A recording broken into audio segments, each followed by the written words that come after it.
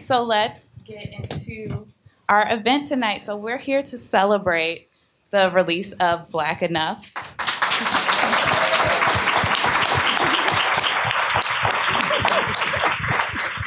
Our lovely children and teens department put this event together, and they asked that if you post to social media, please use their hashtag Kids and Pros across Instagram and Facebook. They greatly appreciate the pictures that you all take. So our moderator, we're going to start with our moderator tonight, which is National Book Award winner Elizabeth Acevedo.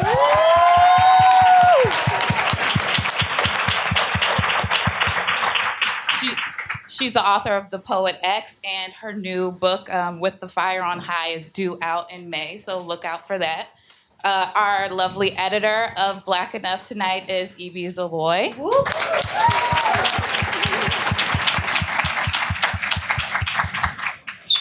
She is also the author of American Street and Pride, if you haven't picked it up. If you haven't picked up any of these books that I'm naming, we all have them back at the registers as well. And of course, a collection of short stories would be nothing without the contributing writers as well. So we're going to start out with Leah Henderson, right there in the black turtleneck. She is the author of One Shadow on the Wall, and she's currently an MFA professor at Spalding University. We also have with us tonight Jason Reynolds.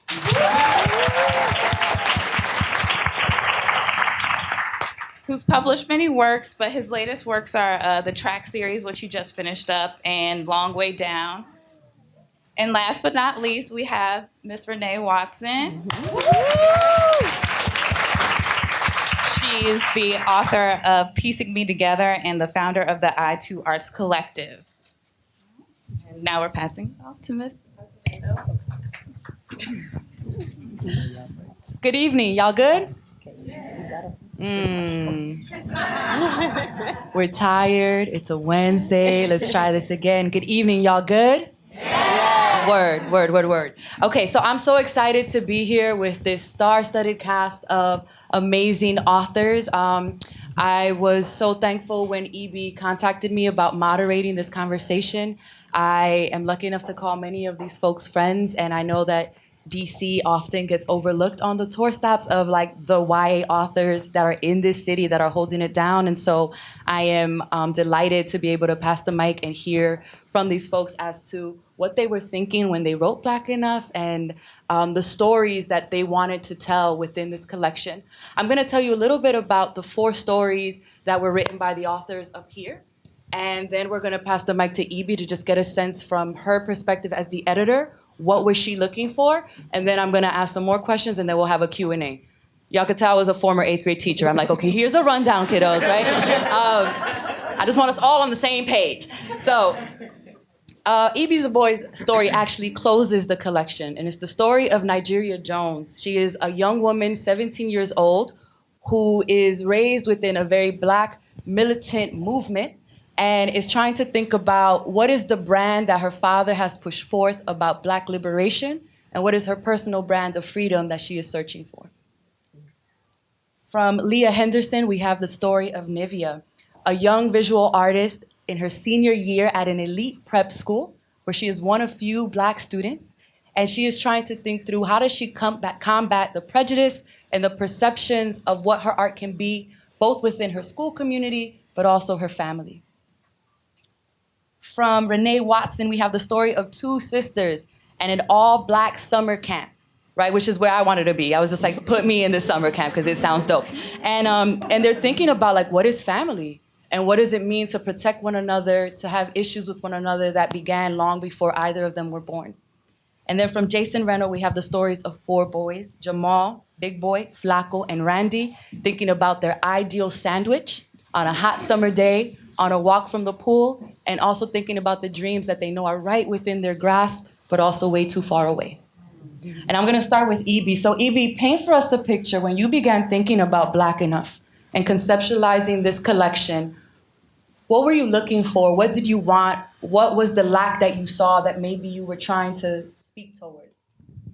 Well, my debut novel came out in 2017, and that was a great year because There were several big Black books that were coming out during that year. It wasn't a lot comparatively. I think it was 6 or something or 7. It was less than 10 out of maybe 2 or 3,000, but it felt like a lot because there'd been such a dearth before, and I think there are statistics that show how there is a lack of Black books for teen readers and young readers in the overall publishing industry. At the same time, I noticed there was a running theme for that year and maybe the year before, where there were a lot of books, big Black issues like police brutality, immigration, just some pain and trauma books that are very important. At the same time, I didn't want it to be a trend because we are much more than our pain and our traumas. And I've been trying to get published for 15 years before that, so I know that it takes a long time. Even when you have a debut novel, it may take 2 or 3 years before you get another book published. And if any of us authors wanted to write a book that captures our joys and just us being carefree, it would probably be another 2 to 3 years before we see a whole bunch of Black books just encapsulating the regular Black experience. So I started writing in early 2000s when there were a lot of anthologies being published. It was a thing. I know you may remember this, Liz, where there were a lot of spoken word anthologies. Bum Rush the Page being one of them. It was like 500 pages. Yes, Catch a Fire, another one. So I remember trying to get into anthologies, and I've actually been in about 5 anthologies, and that's how I got my first start, Dark Matter being one of them. So, and Renee and I both worked for writing organizations, writing in the schools programs, where we would go into schools and do writing workshops, creative writing and poetry workshops with young people. And at the end of maybe a 14-week session, we would collect their poems and publish them in an anthology. And we'd have to create lesson plans on how to teach young people to curate their writing to put them in anthologies. So from my 10 or 15-year experience working in the schools, I probably published about 30 anthologies altogether, but they're a little self-published, softcover anthologies. But so the anthology was always something that was a huge part of my writing career. So that year, it really just came as a small idea. Oh, wow, look at all these Black authors. We should have an anthology. And I literally pitched it to my agent as a paragraph. My agent, I saw the idea in it. She ran with it. Our editor loved it immediately. It was just a paragraph. And when I had to pitch the authors, I wrote up a longer piece asking for specific settings. My thing was about settings. I wanted to see Black children in different parts of the country, and whatever it is that the author brought to the table would be that experience. I also knew some of the authors personally, and I knew about their personal experiences, so I asked them to write from those experiences, one of them being my good friend Leah, who I knew went to boarding school, and I really wanted a story that highlights the Black experience in a boarding school. Danielle Clayton, I knew, grew up in Maryland suburbs. I wanted to know what's it like to be Black and bougie in a suburb. I wanted to know mega church culture. And Liara Tamani writes a story set in a church. And there are some other settings that I didn't have in the novel, but just to start with, I wanted Chicago. I wanted rural Florida. I wanted Baldwin Hills, California. So just rural, backwoods, farm. There's a farm story. And I know this because I was asking for those things because I know Black children are in different spaces all over the country, and I wanted them to be in one book. Word. Mm-hmm. Yeah. No, I love that. My first question was actually going to be about setting. If we could hear from the authors, how did you select your setting? Because even if E.B. had an idea in mind, you wrote into something, you brought yourself, you said, all right, I'm definitely picking this part of Brooklyn as opposed to this part of the Bronx, or I'm going to definitely be right outside of Portland, right? So like, what drove you to where you put your story, what time you set your story, and like, tell us about the world you created within those few pages.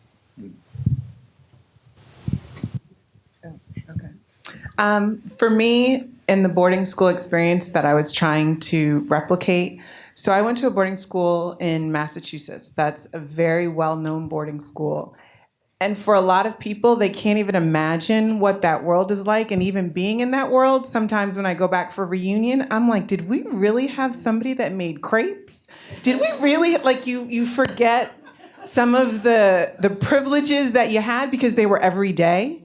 And so coming back into that to try to write it, I'd be like, this sounds a little bit not real. And then I had to kind of go back and say, well, no, not just at your school, but there are other schools, whether it's in the United States or abroad, this is the situation. And so when I'm doing school visits or doing workshops with kids at schools that don't have the same advantages, it's always very startling. So when I wrote the book, I wanted to really hone in on the privilege that certain people have in this country, that other people just have no idea what that's about. And the way that privilege allows you to feel fearless about a lot of things in a lot of ways. And so that's where I started. That's what my starting point was. So my happens in Portland, Oregon, which is where I grew up. And I just wanted to put the Pacific Northwest on the page and that Black people do live there. And I have written about that setting a lot in my own novels. So in this short story, I wanted to take my characters out of the city proper, like Portland, and put them in the woods. Also because I don't think we see enough of Black girls camping and out in the rain. There's kind of this myth that we don't like to get our hair wet and that we don't want to be out in the world and with trees and all of that. And so I really just wanted to experiment and think about all those times when I went camping, the times where my friends who I know love it, and I wanted to show that on the page and also think about how nature influences and impacts what you're going through and how it can be a metaphor for what's happening. So the whole story is kind of this metaphor for this sister relationship as they're getting to know the trees around them and the space around them. So yeah, I just wanted Black girls to take up space, maybe in places we don't always see them or experience them being. My story takes place in New York, but not for the reasons that I think people think I chose New York. I think that, a lot of us use New York City as sort of a default, switch, because you can do anything in a story as long as you place it in New York City, right? Then it becomes feasible, right? But that's not actually why I chose New York. I honestly was trying to figure out how to create space to show that despite what people think, young Black boys, for me particularly, that they create spaces for themselves to be imaginative. And I think that we tend to spin a narrative that like life is so real that there is no time to be imaginative, when anybody who knows young people, it's just the way that we sort of operate and sort of bring imagination into fruition looks a little different. And so instead of it being like I'm thinking about what it would be like to be an alien, sometimes it's about figuring out how to use my imagination to crack jokes with my friends, and that it takes an enormous amount of imagination to go back and forth in the way that we do oftentimes so naturally, right? And so I needed to figure out space to do so. So I needed to have a long walk home. My buddy and I, he's in here somewhere, when we were kids, like 5, 6, we would sit on the roof of his house, right? In the middle of the night. And it was an opportunity for us to be young people in a sacred space just to be imaginative, right? And so the reason I chose New York was because I knew that I could set them in a space where they had to walk, and that on every single corner, there would be a trigger for that imagination because of the bodegas, right? Every time, and it was going to be on every corner. Like that trigger was going to like re-up, right, to drive the imagination. And the only place you could do that, because of the way New York is set up, is in New York City. My story is set in Philadelphia, and I was thinking, and I knew going in that I wanted, if there was like a scale of Black stories, like what's the Blackest type of story I could tell? And it's not necessarily in voice, but in content. So I wanted to like write about Black militancy or Black radicalism, because it's there. We know Black Panther, but there are also tiny movements. I always wanted to write about the MOVE movement in Philadelphia. There was a tragedy that happened in the mid-'80s. So the movement is literally based on MOVE and how they were really into animal rights and veganism. And I wanted to write about Black vegans who are anti-everything. And there are kids who grew up like that. I have friends who, before soy milk was a thing, were eating cereal with apple juice. African Americans who were Rastafarians, and all those kind of subcultures. So I set it in Philadelphia to pay homage to MOVE, and the family lives on Osage Avenue where the bombing happened. I don't want to prescribe agenda, so this is going to be a slightly spicy question, but not if you don't want it to be, right? I love collections with short stories because I think they give us insight into a writer's larger work, right? They give us a window into, if you only have this many words, 4,000, what do you use that to say? And how is that speaking to what the body of your work is doing? And so I was incredibly curious as to what you think your story in Black Enough is either shedding light on or pushing further or perhaps departing from in your previous work.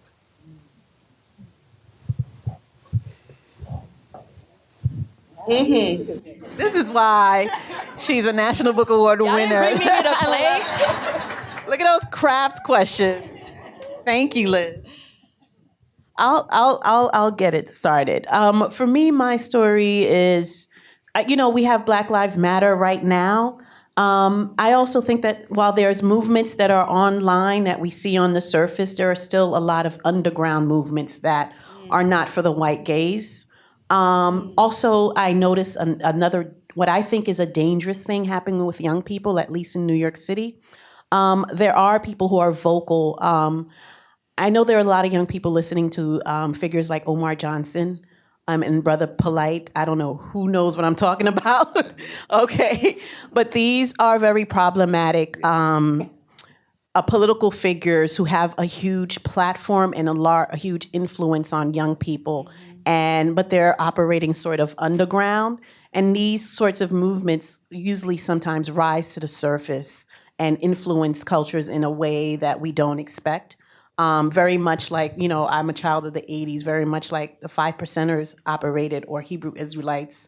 I'm fascinated by these subcultures who tend to break away from American mainstream and try to find a way for themselves. The ideals are there. The idea of trying to find freedom is there, but many times there are problematic things in these movements, just like the Black Panthers were probably were misogynistic in their ideals. And what happens to the young people growing up with these problematic ideas? Yes, we need freedom and liberation. At the same time, we don't have to be oppressed in the different ways that we are oppressed. So it was my way of highlighting African American subcultures that are invisible in both real life and in literature.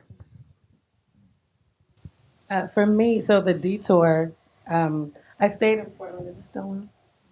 I stayed in Portland, but it's an all-Black space, which is actually very rare to have in Oregon.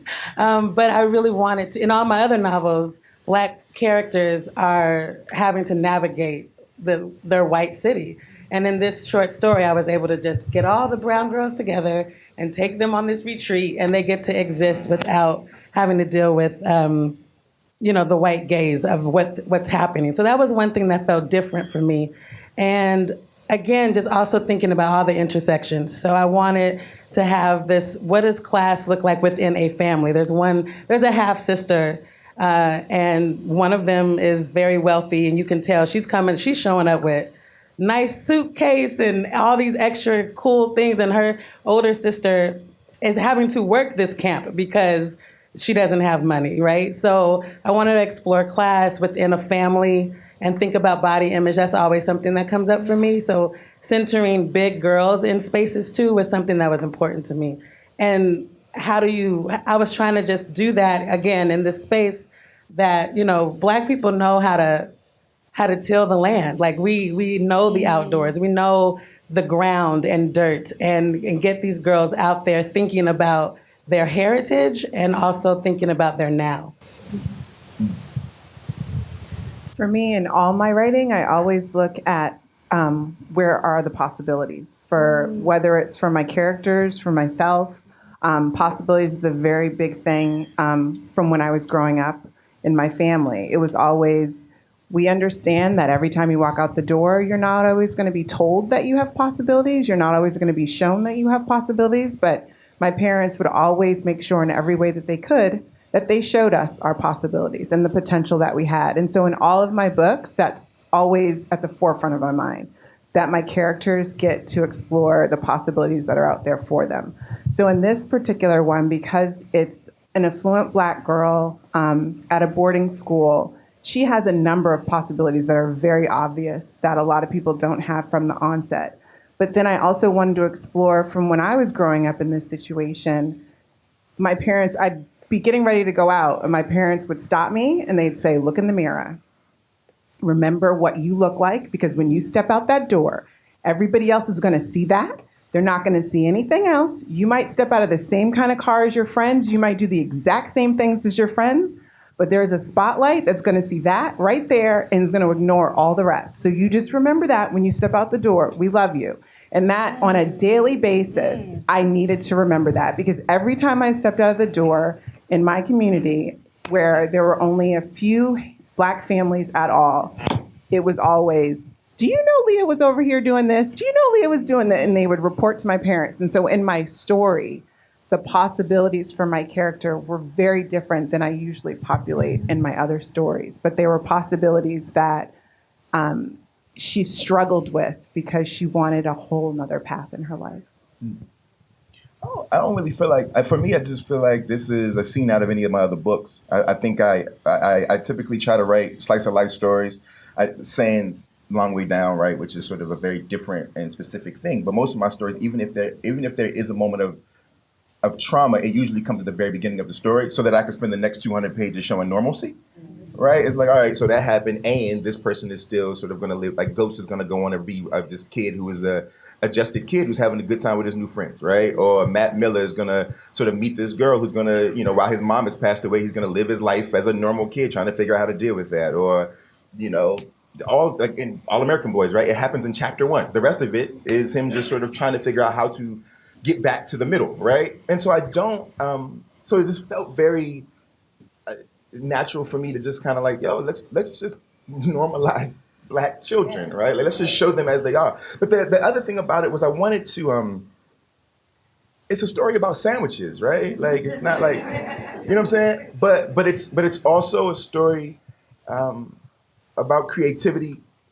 It's a story about how the sandwiches they're describing are rooted in cultures that are self-sustaining, right? Which is an intentional thing, right? Like, they're like, yo, we should go get like Chinese food, because in New York and everywhere else in America, Chinatown is Chinatown, right? Or yo, we should get challah bread, right? Because in New York, when you ride down Bedford Avenue, the Hasidic Jewish community is impenetrable, right? It's theirs and theirs alone. And there's something about the cooperative economics within these sort of communities that I'm interested in, that due to racism and due to the history of this country, ours has been broken down into something that we should all be striving for, right? And that you shouldn't be ashamed of that. There's no reason to feel small because you like, yo, I wish I can keep the dollar in the community a little longer.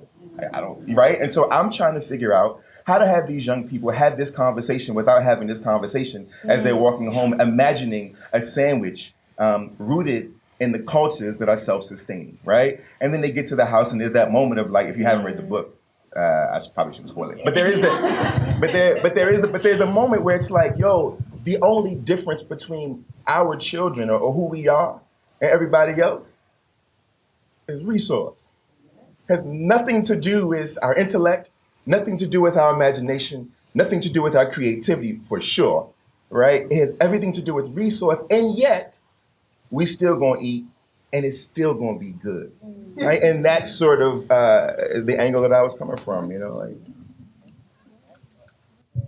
I come to writing from hip hop, and one of the big questions that folks in rap love to have is like, who are your top 5 rappers?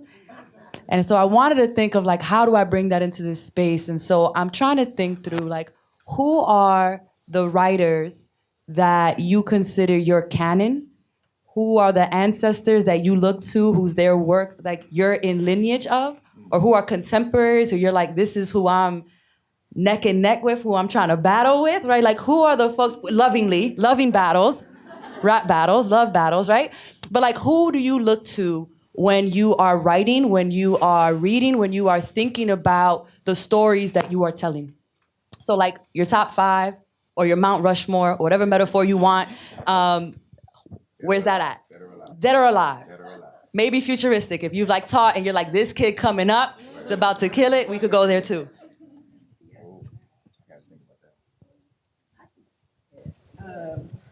Lucille Clifton as the poet for me.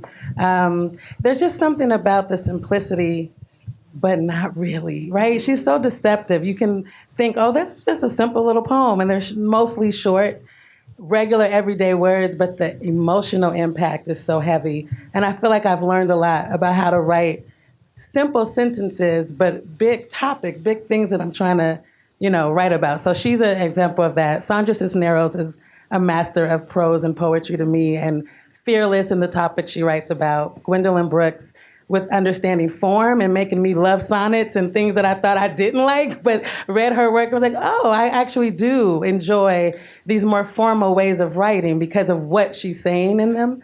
That was 3. Jacqueline Woodson, and I'll leave it at that. For me, I think it goes to growing up, always seeing Virginia Hamilton on our coffee table, and her stories. Also, another one for me is when I was in high school and I kind of got away from writing. When I got into college, the first book I read was Sula, and it brought me right back to the beauty of words and the power of words. And so those two for me are always forefront. Those are the stories that I come back to time and time again because they bring me back to that place, that core of just where I loved writing and words. For me, it's Octavia Butler. The cerebral genius of her mind. Queen to me. Virginia Hamilton and her love of the oral tradition and her preservation of the African American oral tradition. The longevity and the stick-to-itiveness of Jackie Woodson. She's been at this game for a very long time. The lyrical love of Edwidge Danticat. We share the native of Haiti. And I really am trying to capture the soulfulness in Renee Watson's writing. I'm not shout kidding. Out the panel. She's like, no, but seriously, the depth of Black girlhood. And because my daughter is such a fan, I study it to see what can I capture about Black girlhood in my own work that is so honest and truthful that my own children really gravitate to every single book she writes. For me, it would probably have to be, it would have to be like Jackie and Walter, like Tupac and Biggie, right? So that, I feel like they should count as like one, right? Got it. So that's like one. And then I would have to go with Baldwin. Just a master. I think we celebrate him as one of the great American writers. We should be celebrating him as one of the world's greatest minds, and the ability to take what he's thinking and to synthesize that, right, and then put that on a page is extraordinarily difficult. So I think Baldwin, Lucille Clifton, and Langston Hughes is like my poetry, Tupac and Biggie, right? And then I'd probably have to go contemporary. If I wanted who I'm chasing down, is probably Jesmyn Ward. I think Jesmyn Ward is, for me, the greatest writer of our time. For me, fiction, and non-fiction, but it's on TV. I better not say it. But her fiction, I think is to me. I think she's at the top of the leader of the pack for me, and that's who I'm like. I'm gonna get you. With love. Of course. I got all. Of course. So this is my last absolute question before we open up the Q&A. If there is a young Black writer in the audience, what piece of advice do you want them to walk away with tonight?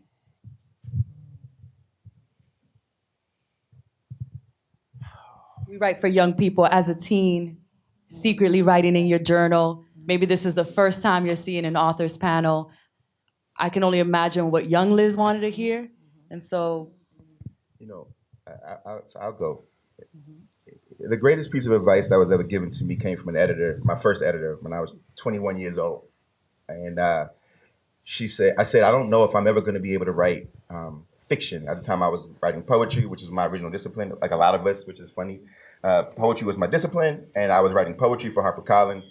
And she said, one day you'll write novels. I said, probably not. And she said, why is that? I said, because I never learned to write novels. I don't have the education for it. And she said, I want you to always remember that your intuition will take you farther than your education ever will. Your voice, the voice that is yours, the ones that your teachers correct, the ones that everybody tells you is incorrect and improper, the way you walk, the way you talk, the way you dress, your dances, all of that, that's your magic, right? Hold on as tight as possible to those things, because that is the thing that sort of takes, that gives your language texture and color and makes you and your work what it will be. That is the X factor for me. That is the X factor, and nobody told us that. And I wish somebody would have said, like, yo, like, your voice is yours, and that's what makes it awesome. All right, that's what makes you special. The greatest gift you could give yourself is yourself. Don't ever forget that. I would just say, going off of that, just write your heart, write what's inside of you that you really want to get out there, because this is not an easy path. This is not an easy journey. And there are a lot of stumbling blocks along the way. So if you're writing your heart and you're going back again to the thing that makes you whole, that's going to keep you going. That's going to help sustain you. I always tell young people to find your people. Yes, write, yes, read, all of that. But you're going to need a few. You don't need a whole lot of friends, really. You need a few people who are going to have your back and who are going to push you to be your best self. Writing is very isolating. There's a lot of people who are going to tell you no. There's going to be people who tell you you are not going to make any money doing it. There's going to be a list of reasons from people you love and trust and respect who are going to discourage you. So you need to find somebody that's going to believe in you no matter what, and who you can be your very raw self with, without being perfect, without feeling like it has to be polished, but you can just share your work with them. And hopefully those people also have a dream. It doesn't have to be that they want to be a writer, but surrounding yourself with people who are about something is what keeps you being about the thing you're about.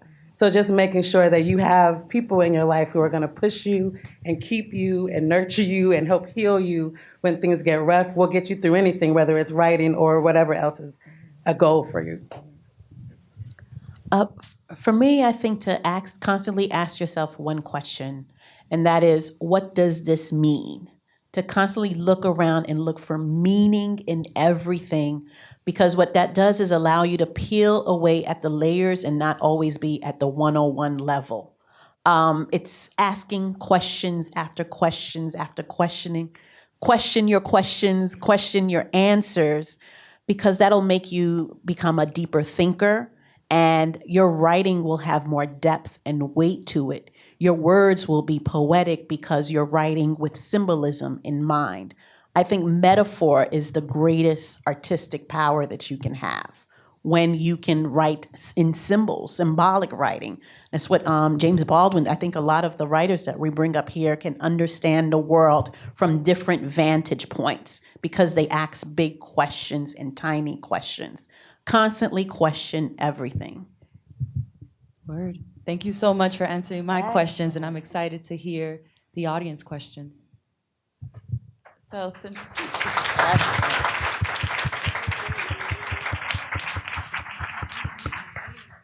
because this is a children's and teens event, we would love to prioritize the children and teens who have a question. Please raise your hand if you have a question.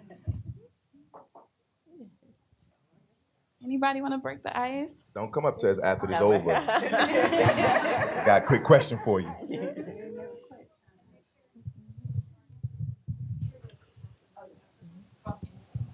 All right. My name is Maya, and my question is, what are some challenges or highlights of being an author, more or less being an author of color? Twitter. You know what? That's real. That's real. She like, we ain't even on Twitter like that. You know what I'm saying? I tell you the truth. Look, the hardest thing about being a writer is writing.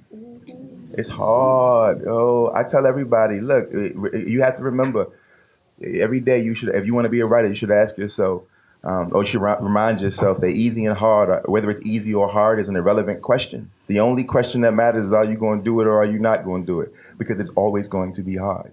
In terms of being a black writer, I don't know, like, we all are different, right? We have different experiences. What I'll tell you from my experience and my sort of story is that the only reason that I've worked so hard and the only reason that I've produced so many books in such a short amount of time is out of fear that I wouldn't have the opportunity, that it would be taken, right? That the door would be closed. That same friend that I sat on the roof with 5 years ago, we sat in the car on T Street, and I said, yo, if they give me an opportunity, if they crack the door, I'm gonna kick the door down, right? And when I got my shot, I basically worked myself into the ground so that they couldn't shut me out, right? Now, what does that look like? It looks like a whole bunch of books published and I have a career, but what did I have to sacrifice for that?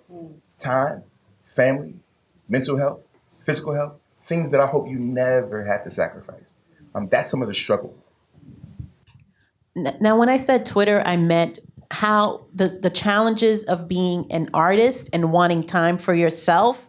Like, it's so important to have quiet, creative time versus being a public intellectual. Public intellectual means that sometimes there's social justice issues that you feel that as an author you have to speak on. You feel the pressure to comment on almost every single thing that happens in the media versus waiting for a couple of years or a few months to write it into a story. So every day, every week, I have to make that decision. Do I say this to the public now, or do I wait and fold this into my story? So that's a challenge for me. My challenge and my highlight go hand in hand. I don't know if I can answer questions, but I'm gonna jump in here. I think because I come from poetry, so much of my writing is about precision. How do I get this right? The perfect image, the perfect piece of language, the dialogue is exact. When I'm trying to talk about my community, how is it done with tenderness and love, but accuracy?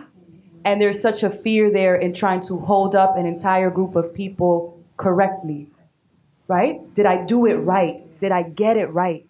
And that is so much weight because you can't represent every single person in a community, right? Somebody's gonna read the Poetics and be like, I guess, right? Like, that's not their thing. And I can't take that to heart. And so the challenge for me was, I'm gonna tell the emotional truth the best way I can, and I'm gonna forgive myself for what I cannot do with the capacity I have. And the highlight is when a young person says, this story was me, or this story was what I needed to hear, or I felt this, right? Because it means my ear was open to what was happening that I didn't even know I was collecting. And so the challenge and the highlight are almost one and the same, and just letting go and trusting readers enough to come with me on whatever journey I decide to take. My challenge has mostly been about advocating for myself after the book is finished.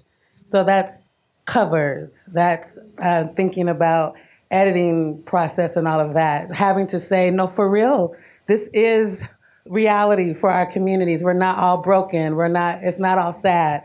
And so I'll write the story with confidence and then sometimes have to be in conversations to prove that what I'm writing about is somebody's reality.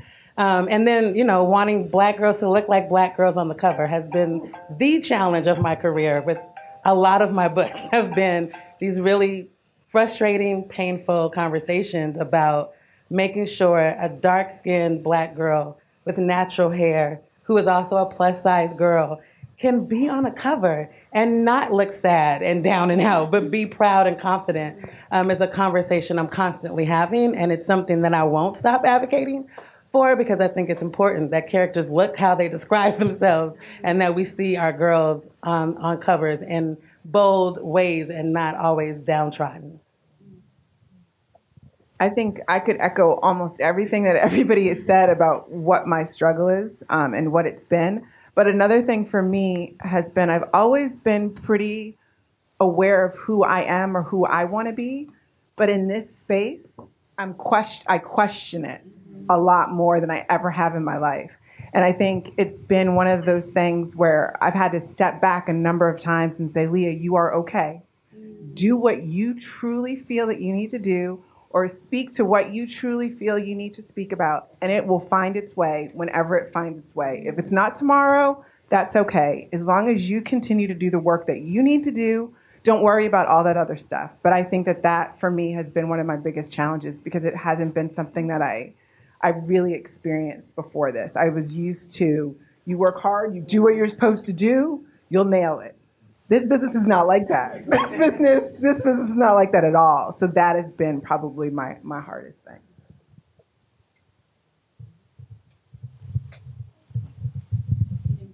Thank you.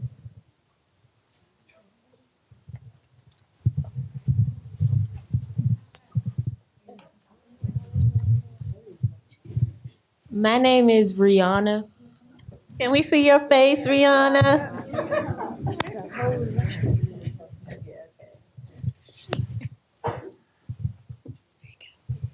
My name is Rihanna. My question was, you might have answered this already. When was the first time you realized you wanted to be a writer?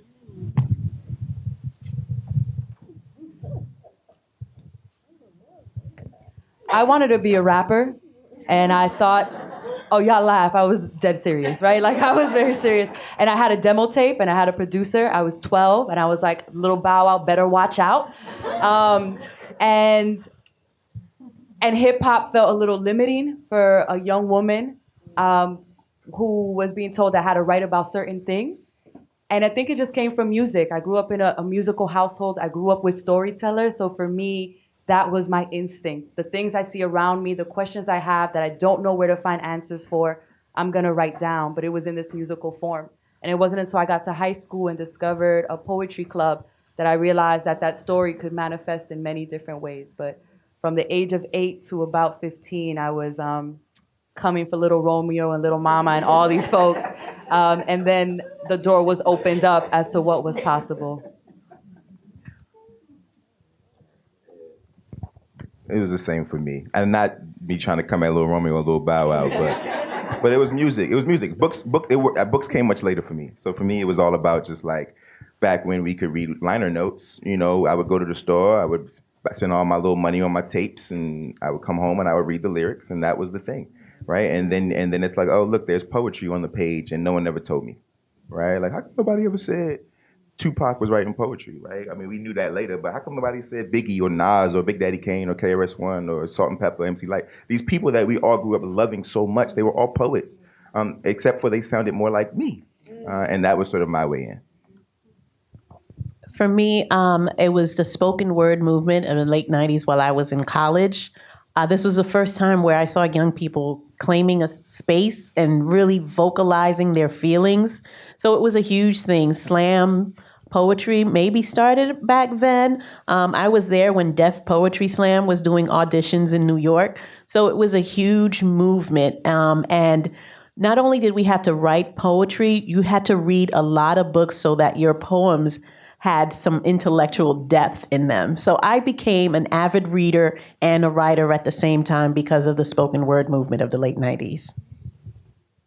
So for me, we used to travel a lot, and we still travel a lot. But what used to happen all the time is we used to be so shocked by some of the stories that we learned that we never heard about in school.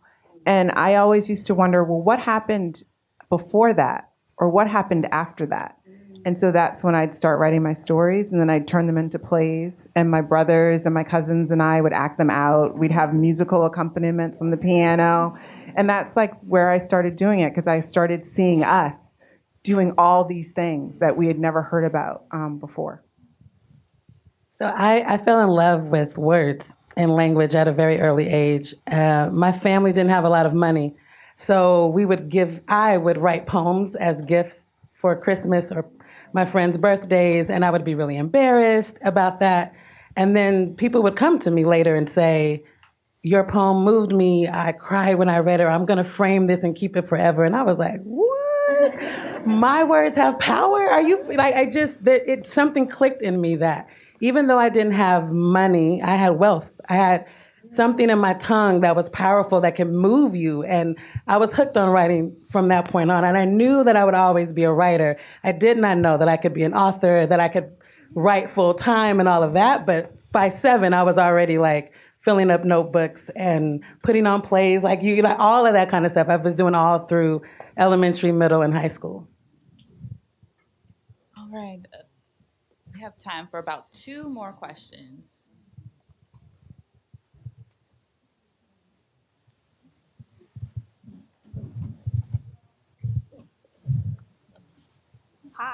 My name is Winter. So, at any point while writing, were you like attached to the characters?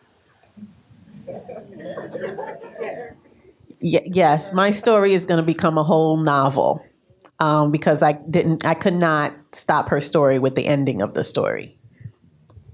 I'm attached to all my characters. They live with me. They always with me, for sure. I talk about Jade from Piecing Me Together like she's a person. I'm like, because Jade said, or Jade. So yeah, I'm attached to my babies. They stay with us for a long time. We spend a lot of time working on our characters. So I think about them a lot, even after the book is finished. I'll be in the store. I was shopping with a girlfriend, and I'm like, Nivea would rock this. She's like, who is Nivea? I'm like, so yes, they stay with you. You think about what they're doing. Yes, they stay with you. Thank you.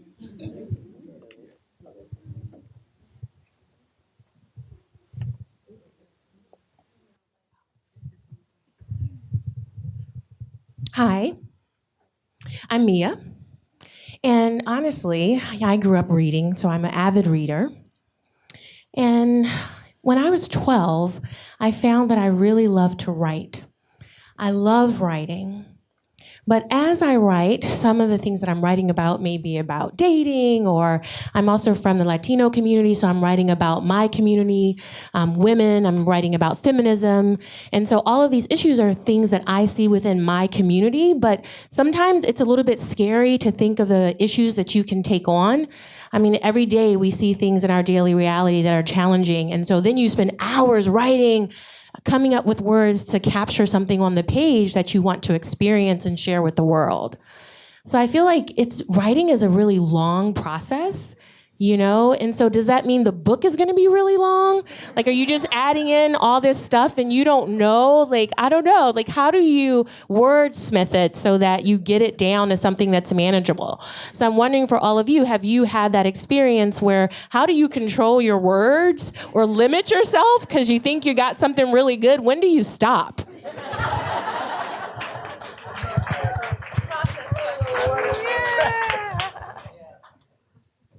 Here's a secret that most writers never tell people.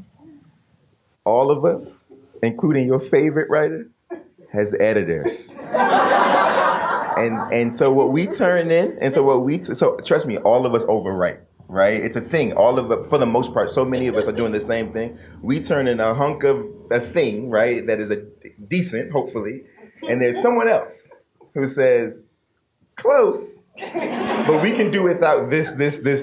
And you're like, you know what? You right. Exactly. After you cry, right? You cry.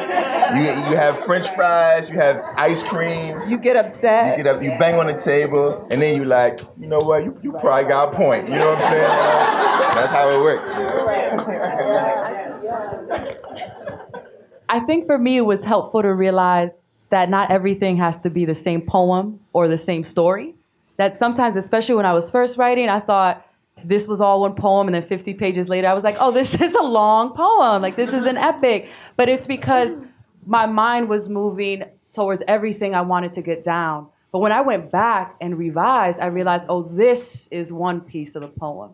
This is a completely different story, right? And so it's realizing, I think, what is the heart of this thing that I'm writing? And is everything else supporting that heart? And if not, it needs to go somewhere else. It's probably a different story. And so when you start asking, like, what's the core question? Are these things answering or complicating that? You move away because it helps you kind of filter what's necessary. I want to say, so yes to the editing for real. It's painful. And I have a good friend, Corey, who's always reading something before I even give it to my editor. But I also don't delete anything. So all those scenes that Jason was just talking about when we take it out, and I mean chapters. Yeah. I have this long file of like just deleted scenes. And I tell myself, I'm gonna put this in something else one day. And I don't. But I don't wanna delete it yet. So it's just something about keeping your words somewhere and going back to them and maybe using them or not. but knowing that you can delete something without actually getting rid of it is freeing for me when I'm revising, because it helps me just like, okay, you're not throwing it away, you're just putting it aside. I cut it. I deleted it. Okay, I was talking about what I did. I was just thinking, like, no, I was just thinking about that, like, because I should probably not delete it. Yeah. But I literally just wipe, it just disappears. No, I got a whole nother file, my friend, that has all kinds of scenes. Something to think about. To go back to, maybe, or not. Delete it. Throw it away. Throw it away. I hold on. Throw it away. You should throw it away. And also, we shouldn't say that, like, to folks. Why? Because so many young people I know will I'm pissed. Right. And oh, it's not good, and then throw it away. But sometimes, one, we are not the best judge of our own work. Two, we'll think something's not great, and then we'll get 15 scenes later, we're like, wow, that thing I wrote, I really wish I had right now. I agree. What I'm saying is there's also, I agree, but I think there's also such a gift in knowing that you are better than a single idea, right? That it continues to happen, right? So for me, it's like, if I cut it, and it's like, oh, I cut it, don't worry, I have the ability to write something better. Right, and that's the way I sort of think about it. I challenge myself to say, no. I'm the same way. I cut it because I know that I will always rise to the occasion. You need not fear. I hold on to the idea. I hold on to the idea of what I deleted, but I know I could always go back to that idea with new words. So it's not the words. It's not even the language, it's the idea. It's still there, but I'm throwing away the words, like the dressing or whatever it is. And I could always come back to that idea. So I will just say, I hold on to everything, but it's more of, in that present moment when my editor is saying to me, or my critique group is saying to me, like, you don't need this scene. It helps me, it frees me up. Because I'm like, okay, I'm going to tackle it a different way and see if it works. But just knowing that it's over here is, for me, a little bit of a security. And I understand that you can elevate, but that's what I use it for. I say, well, you can do better than you just did, so just do it. It's my last point. But I think, you know why? So look, I think that I think all of this makes perfect sense to me. I'm just saying that writing may be the only art form that does that. Right? So like when you talk to a painter will say, when it's time to paint over, you paint over it. And it doesn't mean that it's gone. You just learn how to layer, and you layer over it. So it's not like I just cut an entire paragraph. I'll work back into it, or I'll figure out how to sort of shape and scalpel the paragraph so that it works for what I need it to work for. But like, I think that literature is the only art form where we're so precious about that kind of thing. And it's not a problem. It makes sense. It's a lot of work that we do. I'm just saying, don't be afraid sometimes to we're the only art form that let me say this. Like, no, just chop that. If it works for you, processes are different. As you can tell. So this is the Marie Kondo of writing. Right here. Throw it out. Throw the whole thing away. Throw it away. As Hoarders. There's no one way. Hoarders. All the hoarders.